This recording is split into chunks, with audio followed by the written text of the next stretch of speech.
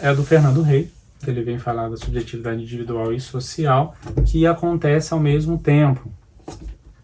E ele diz, o Moscovici, que é o pai das representações sociais, e ele vem mostrar como é diferente a representação social, que tem os fenômenos e a história social.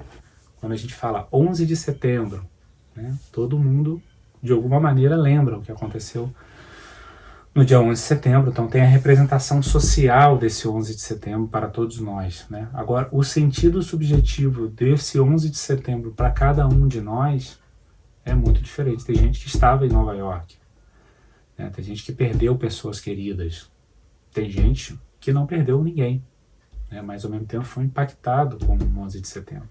Então, o sentido subjetivo de cada um é diferente.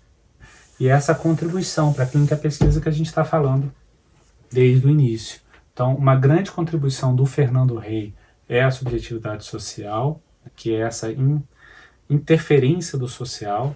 Quando a gente pensa, por exemplo, agora dando uma pausa aqui na aula e voltando a aulas passadas, né? Quando a gente pensa na construção do self, no interface individual e social, e o self, quando a gente fala o self, a gente está falando de fenômenos de construção pré-verbal, de olhar para esse sujeito dentro desse olhar pré-verbal. E aí é quase impossível você olhar o pré-verbal sem ver essa interferência, né, desse social ali junto, né, do ambiente. Então, tem essa construção.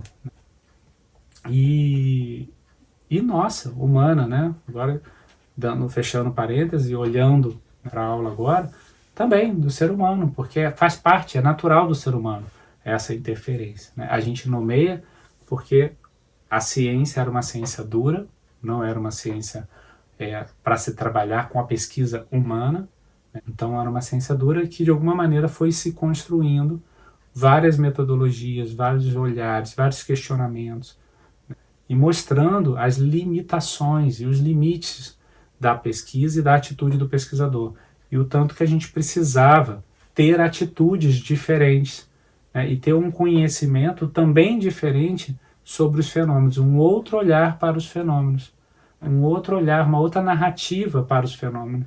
E como hoje, né, se a gente for pensar no pensamento crítico, por exemplo, que o Paulo Freire traz muitas vezes, né, e outros autores, mas o tanto que a gente precisa pensar nas diversas narrativas, né, nos diversos olhares para esse aprendizado. Eu posso olhar na perspectiva do colonizador, eu posso olhar na perspectiva do colonizado, eu posso olhar na perspectiva de quem estava lá. O próprio 11 de setembro, como eu dei o exemplo da representação social, são muitas perspectivas, né? A estatística vai dizer, olha, caiu um avião e uma única pessoa só faleceu nessa queda do avião.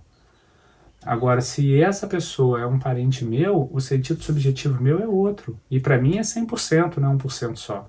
Então, muda de acordo com o lugar que você está ocupando. Bom, acho que aqui a gente encerra. Então, a gente encerra essa aula, essa contribuição do Edgar Morin e do Vygotsky, né? Esses dois autores, grandes autores, que vêm trazer, né? Do Edgar Morin e do Fernando Rey.